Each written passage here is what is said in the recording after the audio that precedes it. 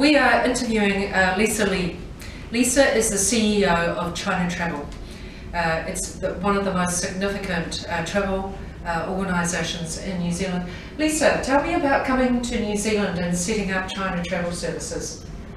That was in 1998. Oh, I remember Shakespeare had a saying that the word is my oyster. Right. I think I had a word to choose. Yeah, it was back that time, and right. To pursue my dreams. Right. And I had done a lot of research on many destinations, and New Zealand. Decided on New Zealand, and it's a beautiful country with friendly people and Kiwi lifestyle. Mm.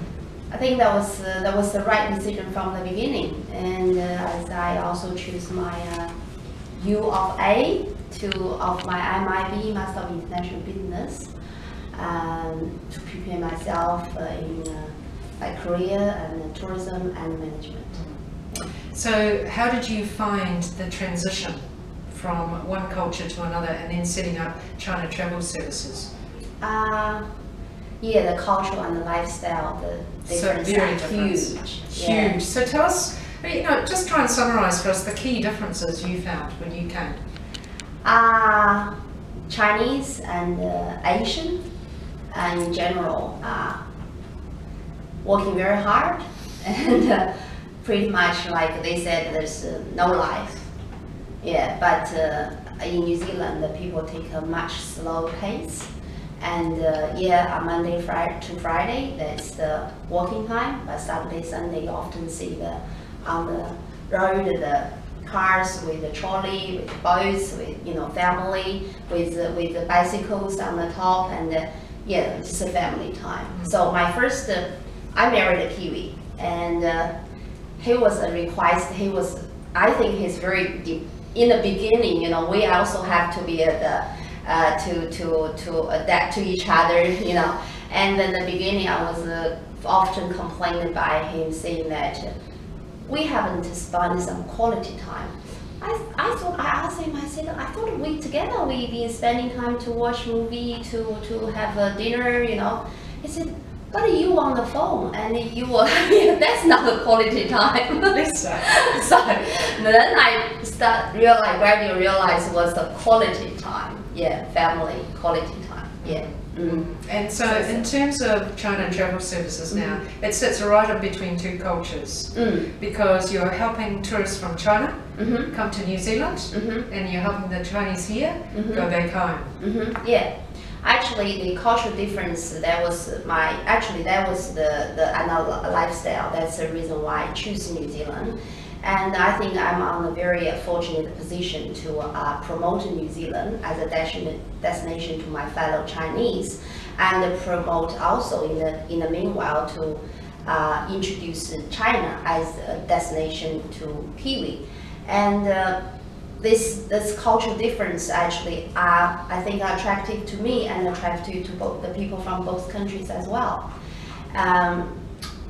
I take great pride in my team, who had supported me in the last 15 years with my vision on this, and working with me. And we are also, I think this eases them to promote both countries as a destination to each other, and also it's become infectious to my 50-plus CTS team in New Zealand, and spread over even further to our about 45,000 Chinese colleagues based in China. So what do you think of the cultural capability here in New Zealand to accommodate tourists from very different cultures, and certainly your own experience of working in the market here?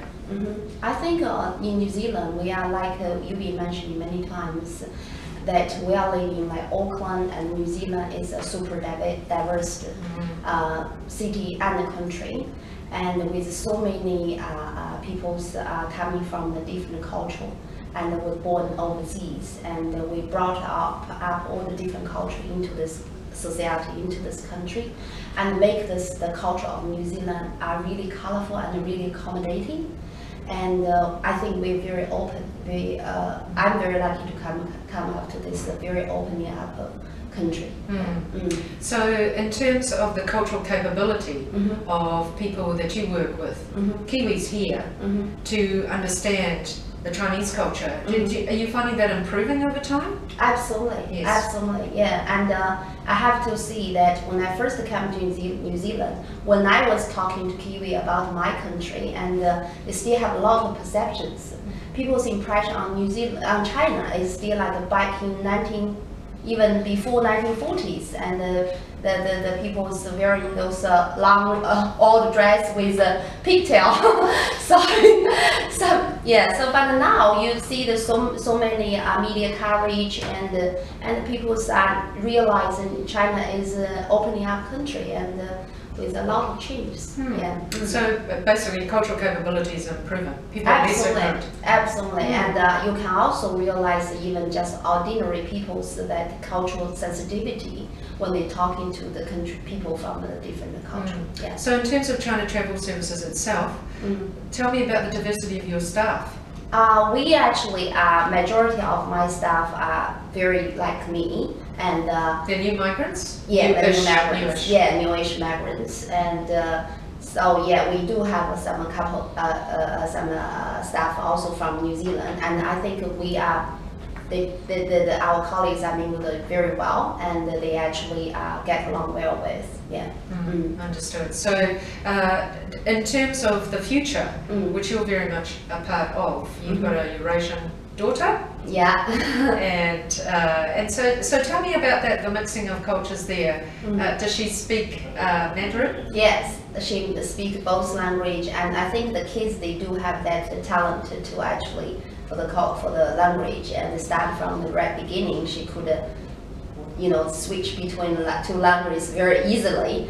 But I noticed that once she started the school, the English just become dominated, and because of school, and she lacks of the opportunity to talk in Chinese. But I tried my best. I still keep trying to create some opportunities for her to be exposed to my culture, my Chinese culture, and my Chinese language, and also send her to the Chinese school.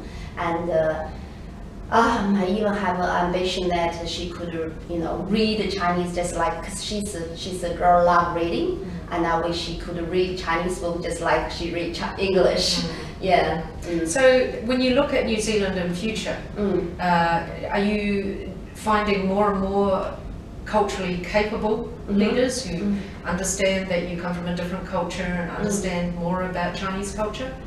Absolutely, and I do realize that in a lot of occasions, applications are trying to direct people on that way, and also the people like you trying so hard to make sure this whole society, and especially the business societies, realize this culture, the difference, and accommodating the different the people from different culture, and also they try to utilize the synergy between the different cultures and the people from different backgrounds. I think that's all very well recognized. So you're going to stay in New Zealand?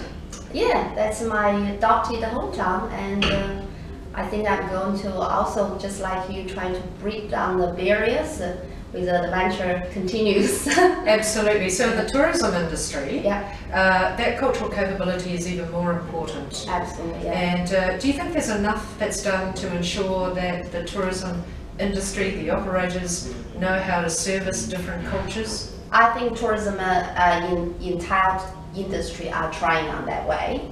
And I have to say, like, for example, the different the eating style, and and also the language, science, all those stuff, and even all this very small. But the tourism industry people are setting up like the workshops, and make sure that all the even junior staff to actually have a little bit of language capabilities, and to be able to help people on the spot. And so I can tell that the more and more they are trying on that way. So I believe that in the future, in New Zealand, the more visitors will feel more friendly here, and more welcomed.